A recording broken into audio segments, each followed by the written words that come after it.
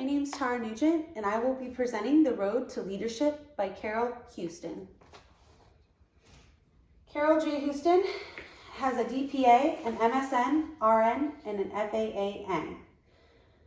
From 1982 from 2010, she was a professor in the School of Nursing at the CSUC. From 2010 to 2015, she was the director of the School of Nursing. She currently teaches classes with leadership, management, health finance, and health systems topics. Named one of the 7 master teachers in 1999, 2000, and 2001.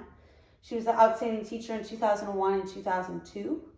She was also the outstanding professor in 2008 and 2009.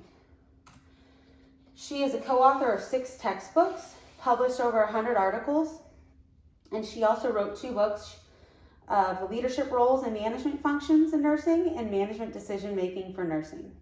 She's given more than 300 presentations at nursing and healthcare conferences worldwide. She's also a fellow in the AAON, as well as an Honor Society of Nursing president from 2007 to 2009. She was also the co-chairperson in the International Year of the Nurse in 2010. She was a lead faculty in the Experienced Nurse Faculty Leadership Academy in 2014, as well as the facilitator and coordinator in the Institution of Global Healthcare Leadership in September 2016. The purpose of her book is that all nurses can be leaders. She has 9 leadership lessons or chapters in this book. The first one is find a mentor and a positive role model to share your journey. Select a mentor that is different from you. This allows you to understand new viewpoints different from your own. Second is self-awareness and authenticity. Understand your beliefs and values and then act in accordance to those values. Third, laugh and leave your ego at home. Don't take life too seriously. If you take things too seriously, you limit your risk-taking. Take failure as a fine-tuned process. Remember, you cannot control all the bad things that happen to us in life, but we can control how to react to those outcomes. 4, be visionary, take risks, and ask for permission only when necessary. Paint the picture of what we are achieving. Know that just because something is done this way for a while doesn't mean that it's the best way to act, and to ask for forgiveness rather than permission. The saying is not to ask for permission if no is not an option. 5, personal power, gas in the tank, and money in the bank. Establish control over your life and the choices you make. Truly powerful people know they are powerful and don't need to visibly show their power like being bossy or creating too many rules. 6, choose battles carefully. Do not compare with a bully unless you absolutely have to. Learn to manage your emotion under pressure. 7, perfect the art of communication. Realize the impact of your language when talking. Effectively listen and understand that communicating is complex. 8, appreciate and empower. People like to feel like they're important. Recognition should be immediate. Leaders should lead from the bottom up like a servant leader and help grow and progress your team. 9, set priorities and enjoy the journey. Prioritizing things from critical, important, and desirable, and then working from critical down. Focus on the journey, not the destination.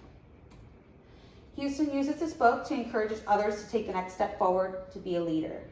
This targeted audience, I would say, is non-leaders or nurses who have never been in the leadership position before. She uses her experiences to create the 9 chapters. She gives real-life examples to show how to do, not what to do, what she did, and what she did to learn from them.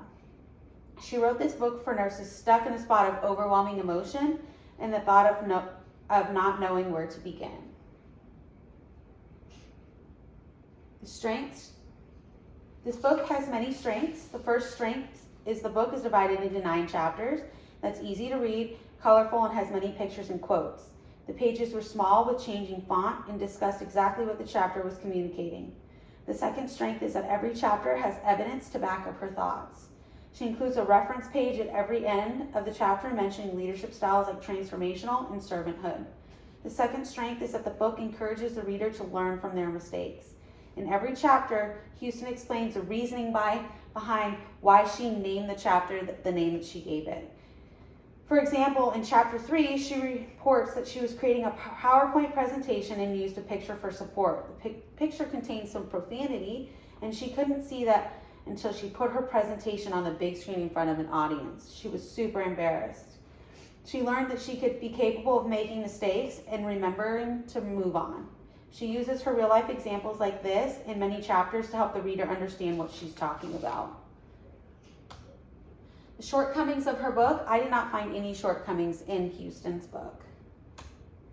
The book objectives, she explained the objectives of this book in the beginning, stating that she wants to instill confidence with her frustrations and failures as learning and a new leader, to help leaders reflect on their own strengths and weaknesses and help create new goals and a plan for leadership development.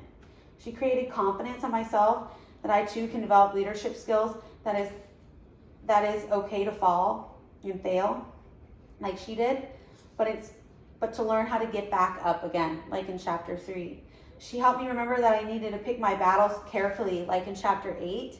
She used a great example about her experience with the doctor yelling at her and her yelling back. This has happened many times in my career, and she had stressed that you must act to improve any undesirable situations. Do not act out of anger. Would I recommend this book? Yes, I would. I would recommend this book to anyone who is a nurse leader or anyone interested in becoming a nurse leader. Even though the examples are nursing based, leaders can still learn from the lessons presented. So you could present this book to anybody that's not in nursing as well.